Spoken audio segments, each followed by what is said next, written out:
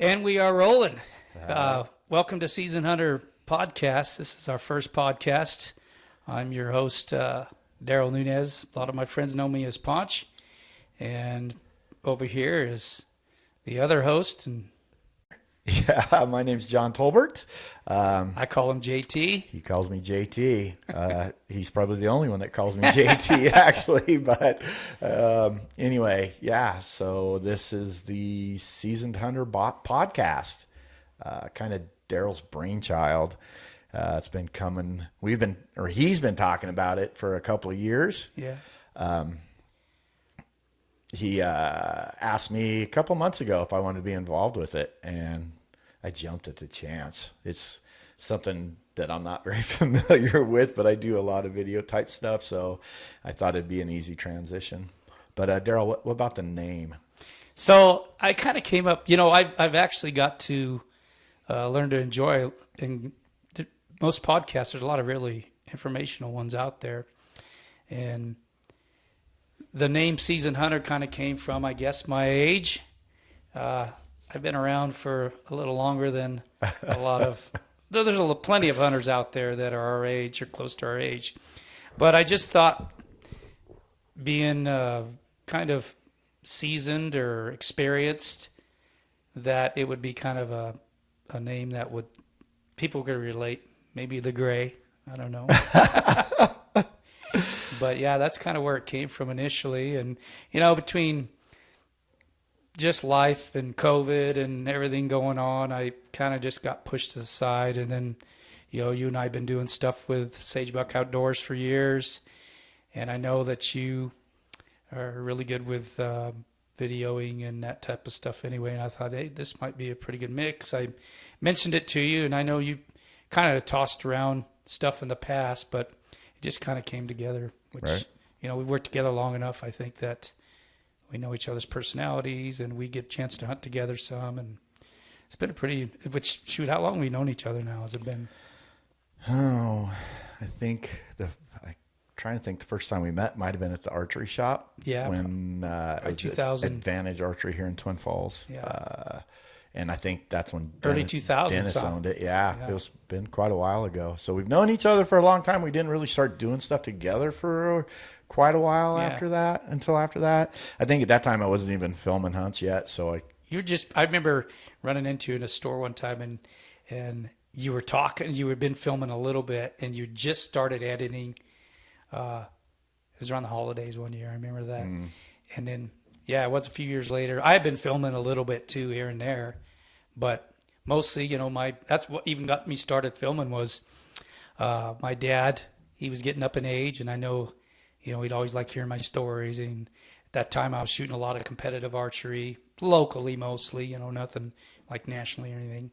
But he'd love to go out there and just sit in his chair and watch me shoot my bow and come back and hear my stories, tell me how crazy I was when I'd leave on a solo hunt for 10 or 14 days and how crazy I was for doing that. And so I started learning just to film a little bit and bring it home and try to figure out how I could plug it in my TV to watch. And it's usually just off the camera onto there. I never really edited anything. It was just all raw footage. And then I think I mentioned to you one time about maybe film or editing some of the stuff I filmed. Right. And you were just getting started in it. Right. So I think that's exactly how we met each other. Actually, was I started doing some editing for you, which in the beginning I did a lot of that for people. They had a bunch of footage that they didn't know what to do with. I filmed a bunch of kids' hunts. Yes, those were actually pretty cool. Yeah, mentoring kids. And you did that, actually, wasn't it for a TV show at first? Yeah, one time, yeah. And I mean, it was like a lot of people in the film industry or the hunting industry, show-wise, said it was just an awesome idea, but bad timing. And it was right when the economy crashed. Yeah, so 2008-ish, yeah, probably. 2008, 2009. And so it kind of never really got off the ground. I mean, it was, like I said, a good idea.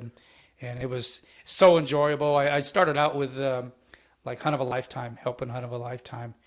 And then I kind of think that's what gave me the itch, because I saw how much emotion, and the parents were there and the kids were there. And, I can't tell you how many times I was behind the camera filming those hunts, and I'd have to be wiping the tears off because it is an emotional thing, especially a first type hunt for, kid and their parents being there. And so that kind of gave me the bug for that. And like I said, it was great idea, bad timing, and never really. And then prices really started going up as far as paying for shows and everything, and it just never got off, which is fine. I mean, but you edited all those videos, and if nothing else, all the kids were able to get that hunt that we captured on a DVD, and that was worth it right there. Yeah, so we did actually. Now that I forgot about that. So we made DVDs, and you sent them to those kids, even though it was a few years after you had filmed the hunts. Yeah. And did one of them had passed away, or there's actually been a couple of them that unfortunately passed away, like the hunt of a lifetime ones. Right. It was too bad, and some good memories, and that hunt of a lifetime, those type of organizations. There's a lot of other ones out there now that are similar to it. I think they're a great thing, Right. And just mentoring kids, mentoring people in general. I taught bow hunter ed for, close to 15 years, and I always enjoyed that too, just teaching new people. That's kind of always been a fun thing for me too. Right. And so let's before we get too far into that, I want to backtrack, and I think both of us, because a lot of people don't know who we are. Yeah. And let's just tell me about the start, like how you got started into the whole hunting. Just hunting, not the hunting industry, but just hunting in general.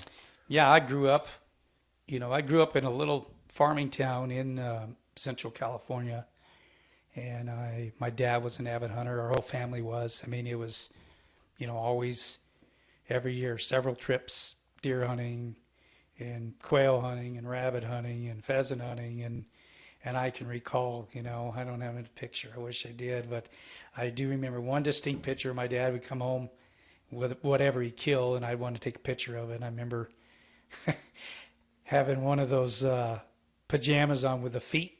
Yeah. Me holding the pheasant up. And someday I'll find that picture again. But I just have always had that love for the outdoors. More so, I have two brothers and two sisters. And more so than my brothers, I definitely got the bug. More so than my dad. None of them ever bow hunted, and I've brought up gun hunting, shotgun hunting, a lot of duck hunting. The area I grew up was really well known for its duck hunting.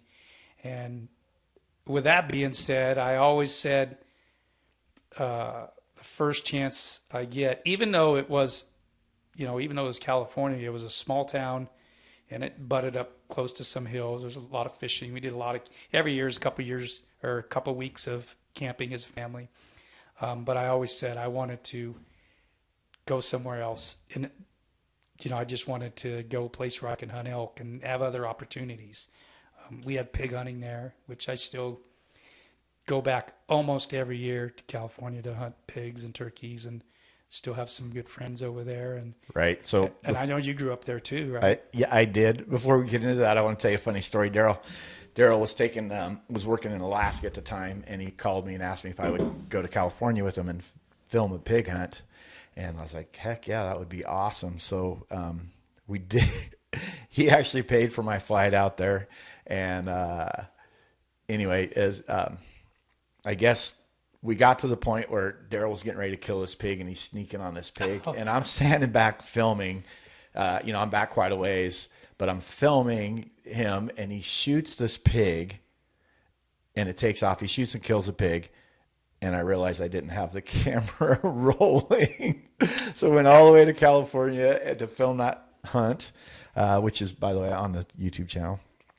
But fortunately, Darrell had his GoPro on his stabilizer. Yeah, on the stabilizer. First time I ever tried it. I thought, what the heck? Right. I'll do it, and I'll turn it on, and I did. And that was, I think, I had it on a couple times through that hunt, but for the most part, you were filming.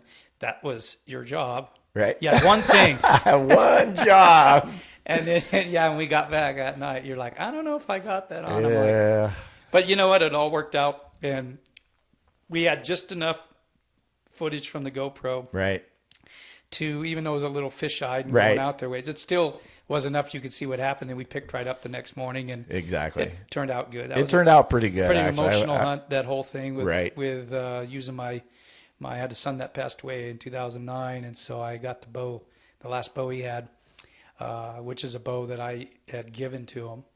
And so I took that bow on there and shot that pig, which was an older bow as Right. bows go. Right. And anyway, I killed that pig with that. So that was pretty cool. Yeah, that was cool. Whole deal was cool.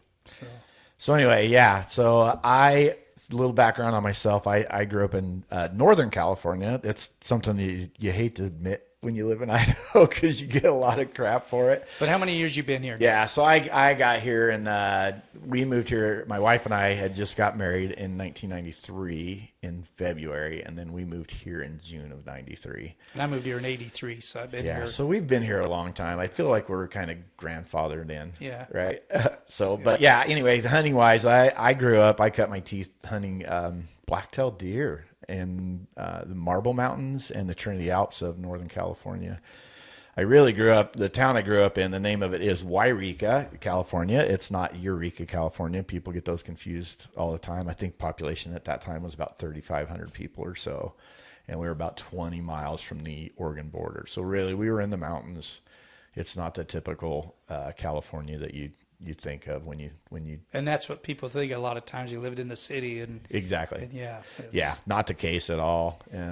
It was more rural than a lot of the spots here in Idaho, in fact. But anyway, it doesn't matter. You have that stigma, I think. But anyway, so yeah. half the people that live, well, I mean, a good portion of people live here from out of state somewhere, not necessarily just California, but Right. So I don't be offended by, we've had a lot of growth here in California in Idaho, and from people all over. And fortunately, I feel like most people that are moving here is to get away from certain aspects of other states that Idaho does conservative, Right. like Idaho being conservative like it is for the most part. It's nice that most people they're kind of like-minded. Exactly. So it's easy to, like we are, So. Right. Yeah, I think a lot of people that do move here have the same values that we have. Hopefully that's the case for most of them. Yeah. Make sure it is for you if you decide to move to Idaho. But anyway, let's talk about the name. Let's talk about the name Seasoned Hunter. Tell me where that was your baby. Tell me where it came from. Well, just when I say, and I don't claim to be the world's greatest hunter by no means at all, but I guess the word seasoned to me, I've always said, when people say, "Oh, you're old," I said, "No, I'm seasoned." So I kind of came off of that because, experienced, I guess could be in there was a lot of years there that I hunted a lot. I mean, a lot. And I'd work hard and play hard type thing. And I know you only go around life once. And so I see, I'd have, friends that would tell me, "Man, I wish I could do what you do," and it's like, well, you can. Right. And I guess at that time, a lot of it was, it's not that was my only priority, but I mean, I did do what I had to do for work and life and everything. But then on the other hand, every little second I could spare for shooting or hunting or whatever, I would do it. And so that's what I remember I would schedule, I have my own business. So I would work my behind off, and I was, for the most part, a one-man show, but I had help at times, and I would work my butt off all summer. And, I remember times where I would be like, I was doing siding and some flooring, and I'd be waiting for it to get light enough so I can hammer my first nail in siding. And then I'd get off work there when it started getting really hot by 1 or so in the afternoon, go home, take a shower, and go and work at the archery shop till closing. Why did I work at the archery shop? For the most part, to pay off whatever I was buying that year. And I can remember, having, my hours just rack up and thousands of dollars on my, my credit. And then, I'd buy whatever, so I was pretty fortunate when it come to that. And then I'd take time off, and then I started guiding. And so I added that in the mix too in the fall. And I did that for a lot of years too. And it was never a job for me. And I always told myself I would quit when it became where I wasn't looking forward to getting up, to go help with a client or whatever. Right. And it never did, fortunately. I only had literally just like a couple that stick out in my mind as far as clients that were kind of a pain in the butt, if you want to call them. Right. But you just deal with it. People are people. We got to take them for how they are. And worst case scenario, you just walk their ass in the ground and then they become butter in your hands. It's one thing I found. But how's that work out for the tip?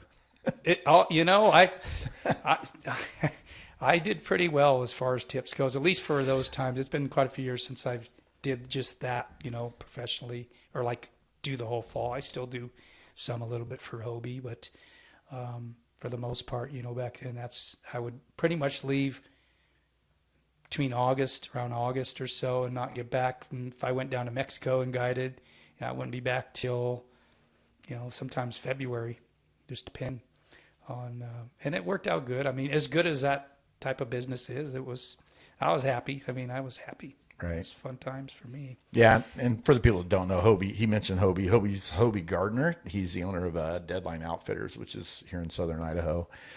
And if you haven't, and I've actually done a lot of filming for Hobie and his clients as well. And if you haven't checked out their website or checked out some of the videos that I've done for them, they kill some tremendous animals. And that's something that, I think we're super fortunate here. I think we're spoiled with the size of the animals that are around us, especially the elk and moose. Yeah.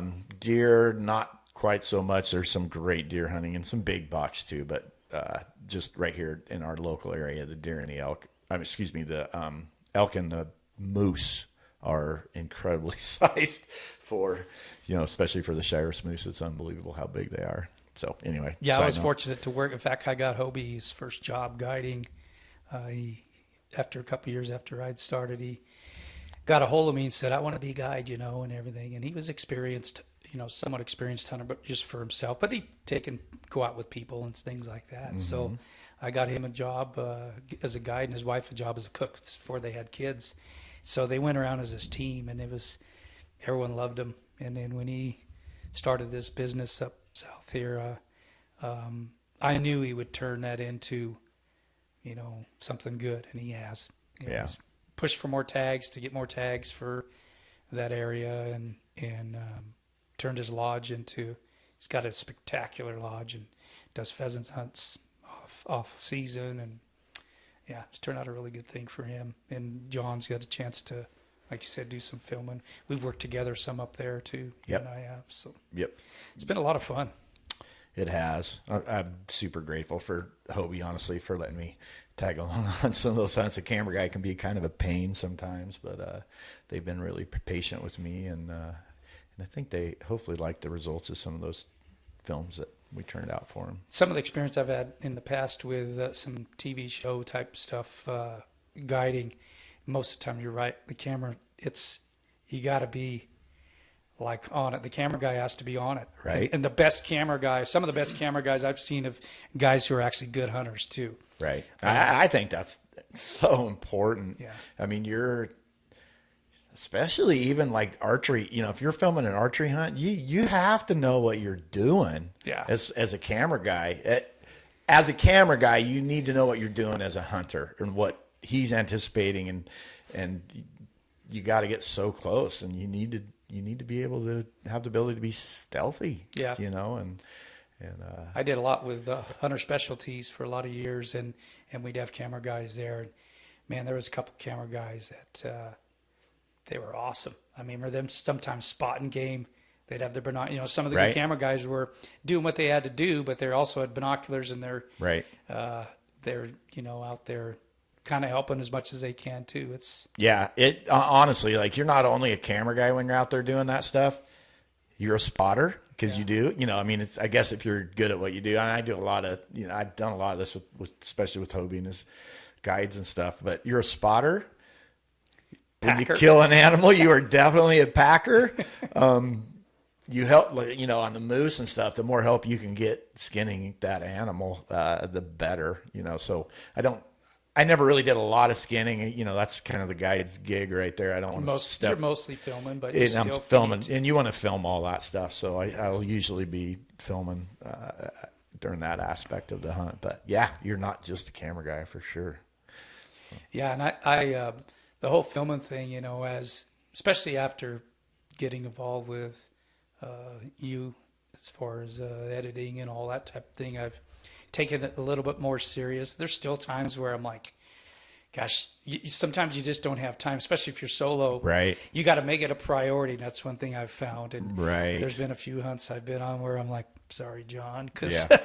maybe it didn't turn out so well. And especially when you're solo and you're not just a camera guy, it's so easy to say, forget that. I don't want to film that stuff. Yeah. And elk hunting, like when you're moving on them and trying to film, it can be challenging. Exactly. Yeah. I had an elk hunt this last fall, and this bull, and he's pretty nice. He wasn't huge, but he's a decent bull, 6-point bull that he laid down right in sagebrush. It was maybe half of my shin height, and that's where he laid down at. So I tried to make a move on him, and you're trying to film, and you just screw it up. And at that point, I actually did. I bagged the camera. I was solo, and he took off. He started to take off. I called him, and he didn't come back. He looked around, but then I put a decoy up. I'm getting sidetracked here. Sorry. Called him again, and he came bulleting in. But man, anyway. I wanted to try and film it, and I couldn't, and I ended up screwing it up. Basically, is what happened. But well, if we killed them every single time we went out, it probably wouldn't be as fun. Right? Yeah. Yeah, it's called hunting, not getting, right? That's true. I can't tell you how many times, I've said that the best experience out in the field is screwing up and learning from it. Right. But you got to look back and say, hey, what did I learn from that? What could I have done different? Right. And my theory has always been I try to treat every stalk, every hunting scenario as if it's the only one I'm going to get that year. Right. Because more times than there's a lot of times that is it.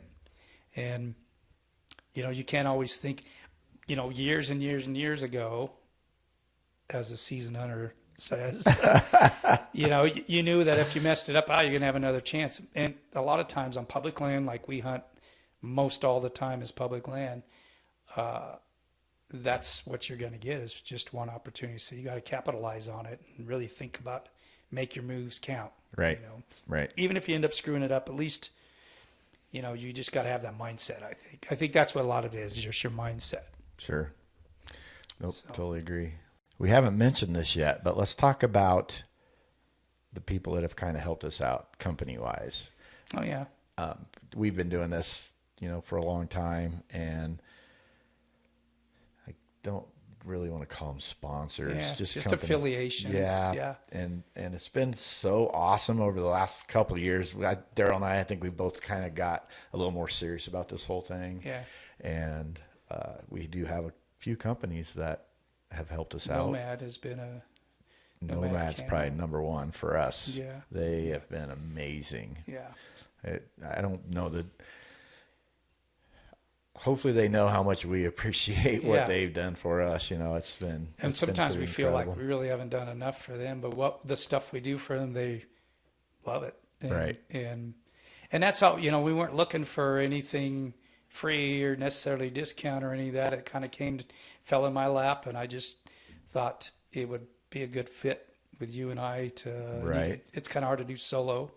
So I thought of you first because of our filming and stuff, our experience together. And then, that's rolled into like Redline Archery with some of their new equipment coming out, and sights and quivers and stabilizers. And which we're brand new. Well, they're brand new, at least the sights and quiver end of their business. Yeah. And we're really new to them too. How'd that work out? How did we get connected with that actually? So actually one of the guys who worked for Nomad, Eric Young, he rolled over and started helping Sure. his friend that had got going with that and marketing for Redline.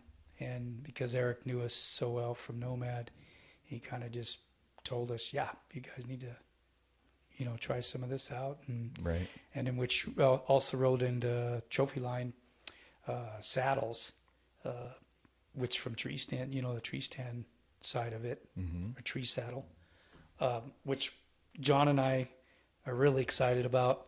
Super that excited. This year. Yeah, I've never sat in a tree saddle before. This will be the first year. I've shot plenty of elk off the ground. In fact, every elk I've ever shot has been off the ground. But this year, I'm actually going to give it a try. Not saying that's where I'll end up killing one, but I'm going to give it a try over Walla this year with the tree saddle. Yeah, and I've already been making, I've made quite a few contacts. People, some of the future shows we'll have with some seasoned hunters. And Right. It's kind of, there's lots of new hunters out there and lots of guys who've been hunting for a few years that are on a lot of podcasts. And so we're focusing not only on that, but as well as some of the people have been around for a lot of years. And I hoping people will open their minds up and, you can learn a lot of things from wisdom. Right. And, from old school type, just getting your boots in the dirt and Exactly. shoot, as well as I do, forever we didn't have. I remember my first GPS I got. I don't even know what year it was. And guys are trying to show me how to use it. And I'm thinking, all I want to know is where my truck is. Right. Right. Or camp, and where the dead animal is if I need to get to it. Because, how many years do we use surveyor's tape? Right. Right. Occasionally I'll be walking in the mountains and I'll find surveyor's tape and I'm thinking, I wonder what this led to. Right. If it was somebody marking a tree to cut down, or was it somebody actually trying to get to an animal and they missed that one, Right. So, because I actually been back in an area. I remember one time going in and I missed a couple because I went out a different route. And then the next year I was in that same area and I found them again, pulled them off. That's funny. That's funny. But anyway, as far as seasoned hunter goes, that's kind of where that came from. We anticipate some great guests coming up. So, one thing I was going to mention too is that, we're just a couple guys who have regular jobs and enjoy the outdoors, enjoy doing some of these things like filming and now this, that we just thought we'd kind of try to share, maybe hopefully bring a different angle to it. What do you think, A Tom? seasoned hunter angle. Yeah. Right. a seasoned hunter angle. No, I think, we've done this for a long time and we certainly aren't experts for sure, but hopefully we have I'm something. still learning. Right. Still learn. The minute you think you arrived, Right. you're not arriving. You're going backwards. You always got to be open-minded Yeah, that's a good point. and feel like there's more out there to Right. learn. And that's why, there's a lot of guys who are a lot younger than us, that are doing shows and podcasts and seminars and those type of things that you can always pick up things from them. I have. And sometimes it's kind of nice too, some of the people that have been doing it a long time that I listen to their side of it and we're totally like-minded, and it kind of just reiterates that, maybe I did kind of know the right thing to do. More than you thought you knew? Yeah, yeah. Right. I mean, like I said, I certainly don't know. Not saying I know everything, because I certainly don't. But, Right. But still, it's nice, when things come together on Right. a hunt. Right. But yeah, even like that deer hunt a few years ago you filmed where it was going to turn what was going to be a half hour to an hour stalk turned into what? Oh yeah, the one. Yes, 2 years ago, right? Yeah, 2-3 years ago. Yeah. Yeah, my cell phone ended up dying. Oh yeah, his cell phone died. So Darrell left me behind. But you couldn't. That wouldn't have been a good hunt. Yeah. Or a good thing for you to be right next to me. You had a good. I had a vantage good point. angle from Yeah. where I was at, so I was able to film everything from right where I was, so it worked out perfectly. So it was an archery hunt and Around farmland. around farmland, and it was 97 degrees. It was hot. And it was a last spur of the moment hunt too, because Darrell and I were actually leaving the next morning to go antelope hunting. And Darrell called me. Did you call me that morning? No, I ran into you in the store the night before. Right. I was getting snacks to go antelope hunting. Right. And you were in there shopping to go antelope hunting too. Right. And I ran into you. I go, hey, I just found that buck. I scouted a little bit. Right. I scouted him a few times, and then I lost him. He disappeared for whatever reason. But I went back out there, actually on opening day, I think it was, and found him again that evening. But I didn't take my bow. I just had my spot and scope and binoculars. Mm-hmm. Found him again and went, you know what? I think I'm going to put a quick hunt in tomorrow morning. And so I asked if you wanted to go. I said, let's just go out there for a couple hours. Right. And I left, didn't take a pack, no water, no food, blah, blah, blah, nothing. Figured it was going to be kind of a quick hunt. Either it'd work or it wouldn't. And was kind of excited about getting out to leave for antelope. And then I left probably 7:30-ish. Yeah, because we spotted that buck right at daylight, right? He was within 100 yards of where I lost him at dark the night before. And I think I shot him at 4:30 or something ridiculous. But I just remember baking in the sun. Yeah. Virtually no shade. It was kind of funny, too, because Darrell, like he said, he didn't take his pack. We didn't think it was going to be, too long, honestly. I had all the water, so I was sending him cell phone pictures of me drinking water and stuff because it was, what'd you say, it was 87 degrees? 97 degrees that day. It was super hot. And, so I was giving him a hard time about that. I was so parched when I got back. First things out of my mouth was, where's the water? Right. I think I ended up taking a couple naps while I was waiting for Darrell to do his thing, but yeah, it was kind of fun to watch. We couldn't communicate at all, because initially we had cell phone, and I think you forgot to charge your phone or something. And I did, and I didn't have a charger for my phone. There was no way, so it died. It died halfway through the day after I sent so many pictures. That's what it was. You burned it up.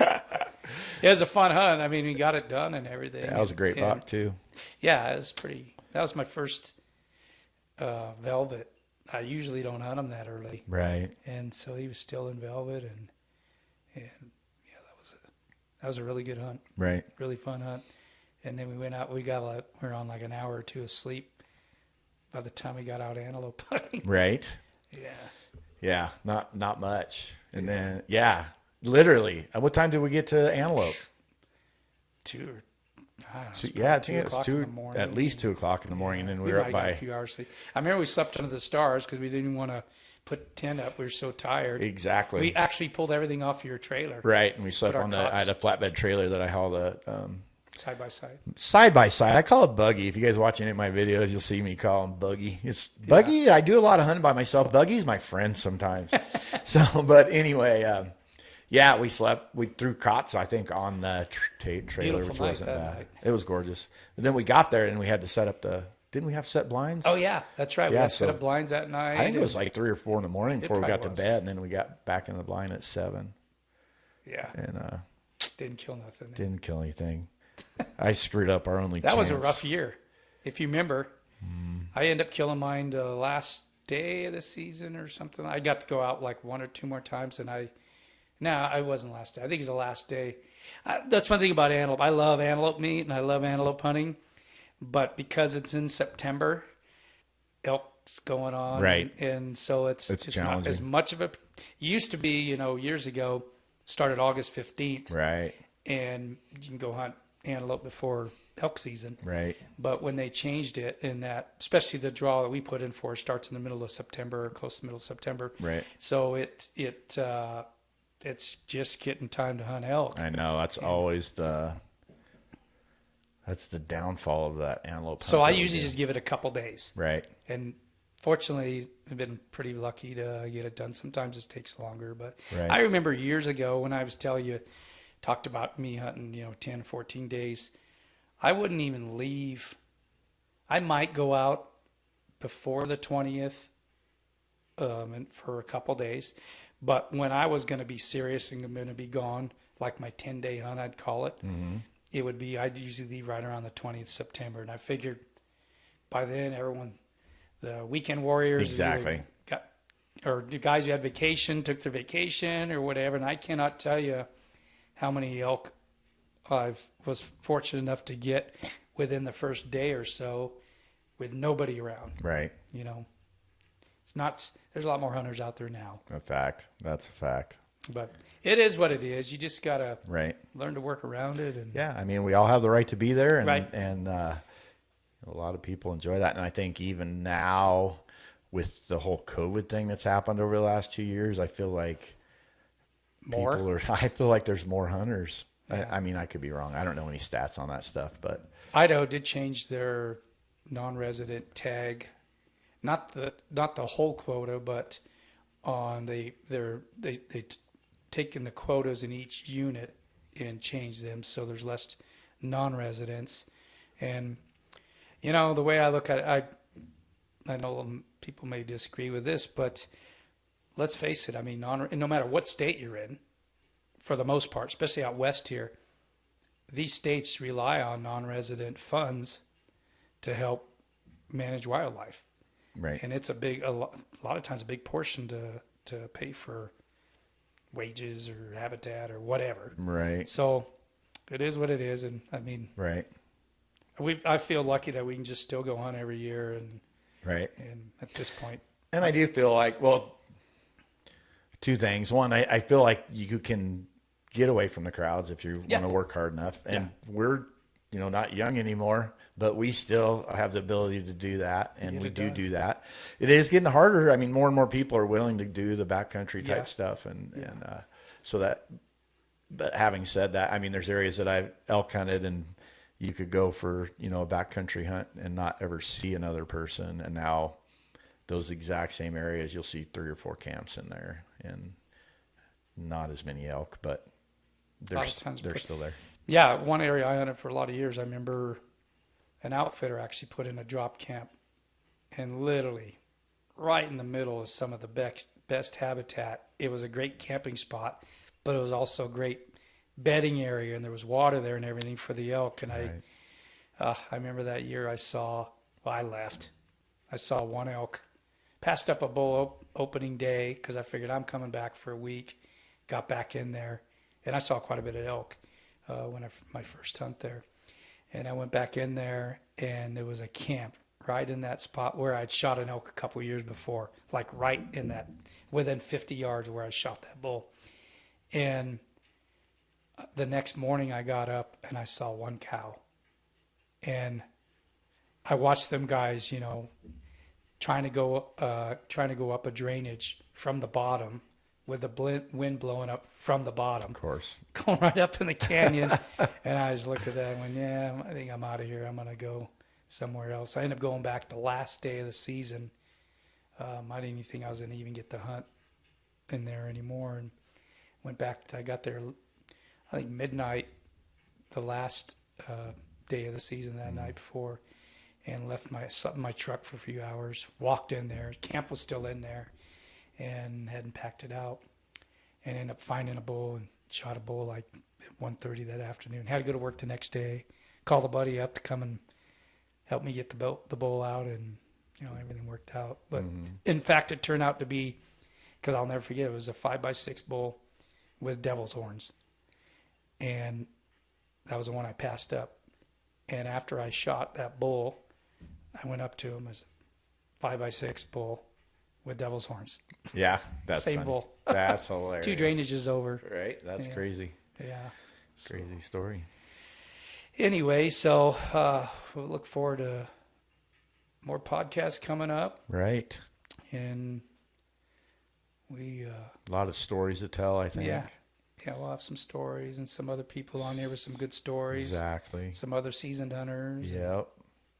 Yeah, so part of what we want to do with this, I think, is just what Darrell just said, is interview other people that have been doing this for a long time and kind of get their intake. Hopefully there will be some information that will help everyone.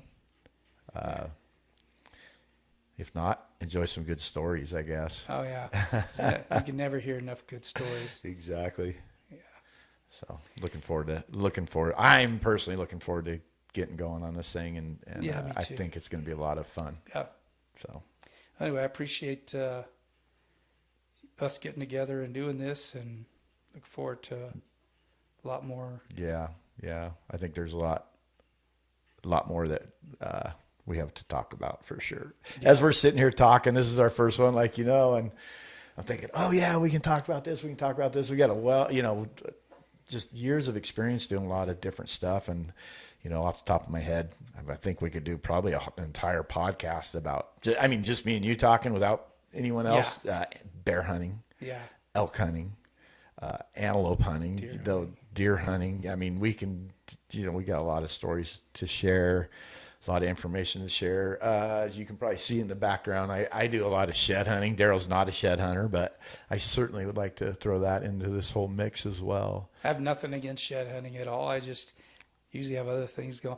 Right. Like I mentioned earlier, I usually go in springtime. I'll try to make a trip out to California, do pig and turkey hunting, or some turkey hunting here in Idaho when I can. And that is the challenge. Yeah, exactly. That's the challenge with shed hunting is bear hunting is kind of that same time frame, and turkey. So sometimes it's as popular as shed hunting has gotten. The guys that used to almost make a living out of it can no longer do that because there's so many people out there. Right. And because of that, it seems like you used to have a lot longer time because there's so few shed hunters out there. Right. This is talking to people like even you. Right. And now, you only got a short window because there's so many people out there at the same time. And it's made is that right?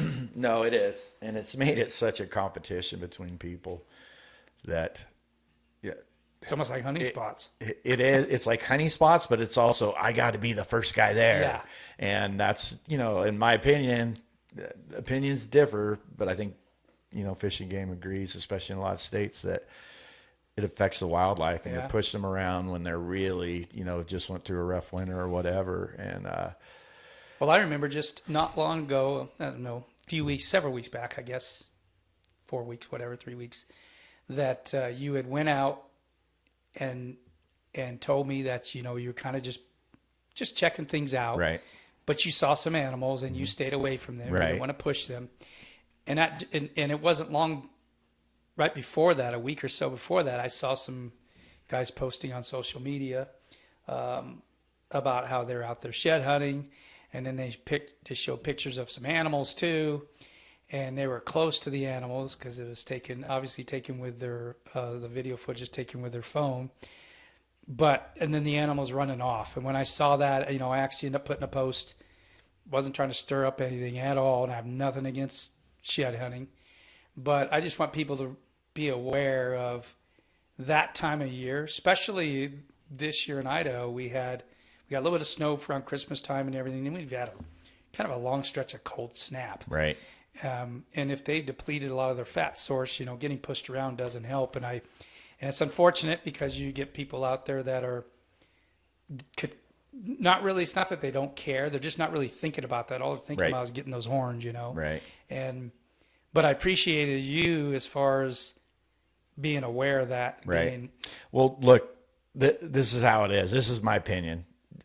None of us like to be governed much, but if you don't do what you need to do to protect things, you're going to get governed, meaning they're going to set seasons here. Yeah. States have set seasons for shed hunting. At Nevada, we're not far from. You can't shed hunt there until May 1st. Yeah. Which, whatever. People are still doing Other it, states, in my opinion. yeah. But point is, if you don't want those regulations here, especially here in Idaho, because, that's where I'm most familiar with, then don't do dumb stuff. Yeah.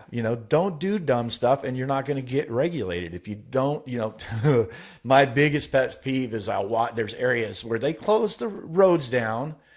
I'm going to get fired up here because this stuff really irritates me. They close the roads down to protect the wildlife. Yeah. So it's still okay for you to walk in there. It's still okay to go look for sheds, year round if you wanted to, but the roads are closed for a reason, and nothing drives me more nuts than you finding tracks on those frickin' roads. Oh, yeah. When they're closed. And that's exactly what's going to get things more governed, and I don't own a buggy. Buggy? Right? I do see, where they be, especially like antelope hunting, Right. bouncy roads out there like that type of thing. And I know there's place for them, but Nothing against them at all. Personally, I don't have them. But unfortunately, I've seen a lot of abuse where they'll be on top of a ridge and there's absolutely no road up there. Four-wheelers, just any of those type of things. But Right. And it is frustrating. I feel like it's, I don't know how else to say it, but lazy. Right. When you can't, I got to walk up there and it's not that, I don't know. I guess it is frustrating. Because exactly like you says, the more people that don't pay attention to that, the more restrictions we're going to get. Right. And I mean, there is a lot of places where you cannot go off the main road now, not even side trails. Right. Exactly. And And I've had them mess me up in the past, and yeah, I get a little ticked off. Right. But it is what it is, I guess. People just, all you can do is it comes down to this. You got to be able to look in the mirror and know that you did the right thing. As long as you can do that, then you can't control, unfortunately, other people's actions. right. 100%. Anyway. Cool. All right, brother. I think we'll wrap this Success. one up. Yeah. And hopefully people just got a little taste of what we got going to have in the future. And Yeah. What's your hopes for how often we're putting these out? I'm hoping to do it once a week. Right. That's kind of what our plan is. And with hunting season coming up, we'll see how it goes. I don't see why we shouldn't be able to do it once a week. Right. And we'll have it on Sagebrook Outdoor on the YouTube channel. Yeah, YouTube channel. Yep. And it'll probably be on iTunes. Yeah. We'll put it on all of the. Probably do an audio and a video. Exactly. Yeah. So there'll be plenty of spots to watch it from on the YouTube channel or whatever. I mean, if you guys have questions that you want to ask us, I would love to get into answering people's questions as well. If we talk a little bit about both of our social media. Yeah. We probably should have mentioned that already. So we both have Instagram and Facebook pages. Darrell's is at Darrell Ponch. Is there an underscore? Nunez.ponch.Darrell is my Instagram. And then Darrell Ponch Nunez on Facebook. Gotcha. We'll probably have we got a Facebook page also for Sagebrook Outdoors, and then having season hunters as well. Right. And then I do have, Facebook. We do have the Sagebrook Outdoors Facebook page. I have my own personal Facebook page, John Tolbert. So you can check those out. At Sagebrook Outdoors for Instagram. And I also have a website, Sagebrook Productions. Excuse me. That's my old name. I just changed it lately, about a year ago. We changed it from Sagebrook Productions to Sagebrook Outdoors. I just thought it was more because you've broadened so much more, huh? We have, and it was a long time coming. I should have done it a long time ago, but I had that Sagebrook Productions probably 10 years, and I finally decided it made sense to rebrand a little bit and go with the outdoor thing. I felt like it fit what we do a little bit better. That's pretty much all it's been, is for the most part, is outdoor stuff. Exactly. 100%. Yeah. So it's Sagebrook Productions. I just did it again. It's sagebrookoutdoors.com is the website. We've got a lot of stuff on there, amongst other things. I guess I can throw myself a little promotion here. I do some t-shirt, hoodies, hats. We sell all that kind of stuff. We're going to have some merch for Seasoned Hunter coming really soon. We're working on the designs for that as we speak. That's another one of my many freaking bad habits, I think. One of my little things that I do. I just spend a lot of time on it. You don't have enough things going on. Exactly. Yeah. So I don't have enough things going on. So I did. Anyway, I edit. I do some Photoshop and Illustrator type stuff and design logos for our stuff. And then I've done a handful of logos for other people too. And that's your I Am Idaho. Those have really taken. Yeah. So it's actually pretty cool. We have, a hunting side of the t-shirt, the apparel business, I guess I should call it. Swag. It's a swag. But yeah, so we have the hunting side of it, and I have several different designs for that.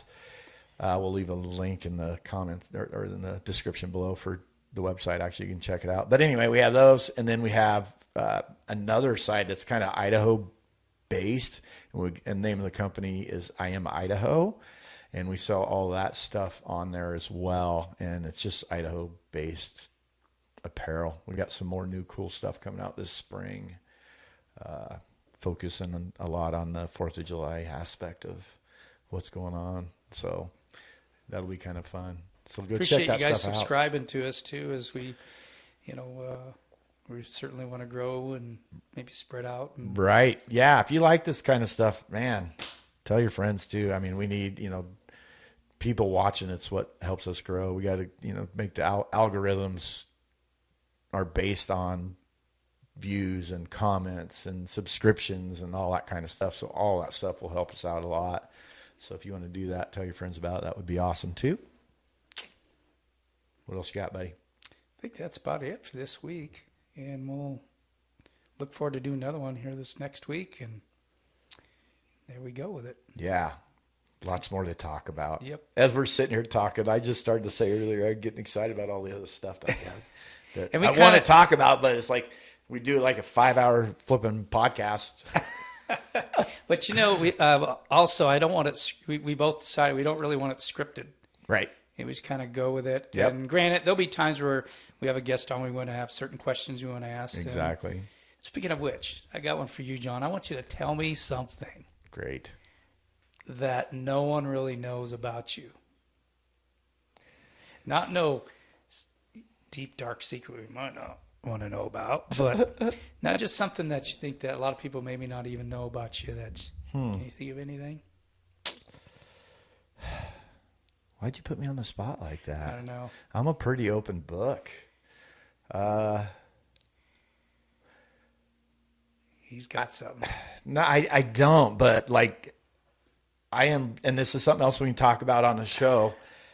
A lot of people that I work with and stuff know this about me, but outside of work and family, they don't. I exercise a lot, and basically daily, 7 days a week. It's just a thing for me, and I feel like that helps keep you in the mountains longer. I mean, like I said, we're not getting younger, and we want to do this for as long as we can. So I don't know that that's something people don't know about me. I'll have to think about that.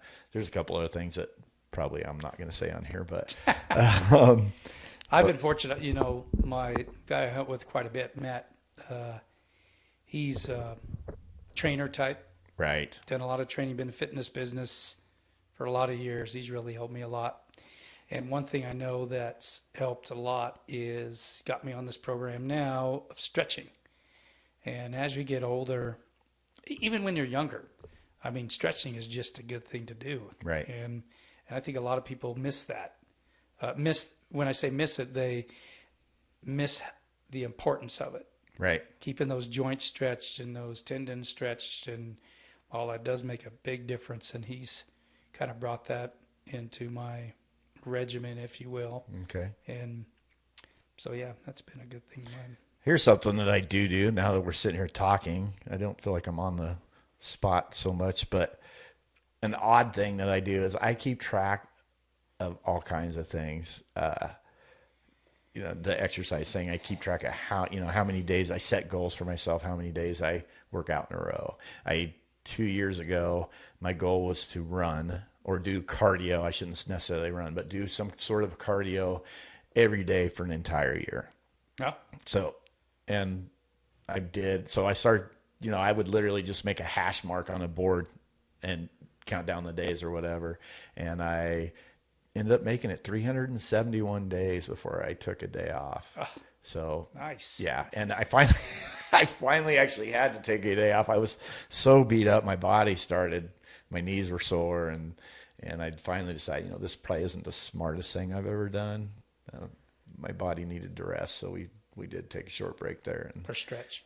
And I stretch every day. In fact, you were talking about Matt. Matt gave me some stretches. When I first met Matt, we'll be having Matt on the podcast for sure, because he's definitely, when it comes to fitness, he's a solid source. Yes. Yeah. He is. But anyway, we were on a hunt, and at the time, didn't know, my hip was absolutely killing me. And he gave me some stretches to start doing, and it took a few weeks, but it cured my problem. So that was probably 3-4 years ago, I still do those stretches almost every single day. So, but anyway, whatever. There you go. How about you? Oh, you didn't have to ask me. I know.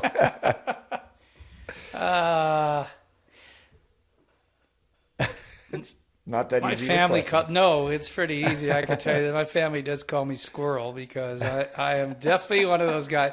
John's known me well enough. I'm kind of a high-strung guy. Would you say? I think so. Yeah. Yeah. I hear that a lot. Man, where you get all your energy, and I don't know. I do have a fair amount of energy for the most part, but I am pretty bad about, staying on task. Actually, I can tell you that. Yeah. I've been on hunts. Yeah. We went to Nevada archery hunting with them one time, and actually a couple different times. Antelope one time, and deer. Oh no, I didn't go on the deer hunt. But we've been to Nevada a couple times for antelope hunt, and you'll get down and you think you're going to be spending 3-4 days down there hunting, and that evening he's like, "Man, I got to get back to Twin. I got stuff I got to do." Well, antelope, we were banking on that water hole that time, and but we did put a stock. Almost should have had that one buck. I mean, right? Yeah. Anyway, yeah, but yeah, I kind of have a bad habit of, and I try not to. So bad, I try not to, but. Squirrel. Here I go. Yeah. And so I've got squirrel socks and squirrel shirts and squirrel hats and squirrel figurines all through my house, and they're always that seems to be the gift. That's hilarious. Especially my stepdaughters. I get Christmas. I got a few different things. Right. I get things done eventually, but especially home projects. I'm talking. That's where it seems like it's mostly shown. Right. I'll start something and walk by. Oh, man, I forgot to get that. Better get that done. And then it's like, oh, what was I doing? Oh, yeah, I got to go finish that. Yeah. Anyway. All right, man. We'll wrap this up, and then next show will be up here pretty soon. Sounds good. Okay, thanks. Thanks for watching, guys. Appreciate you.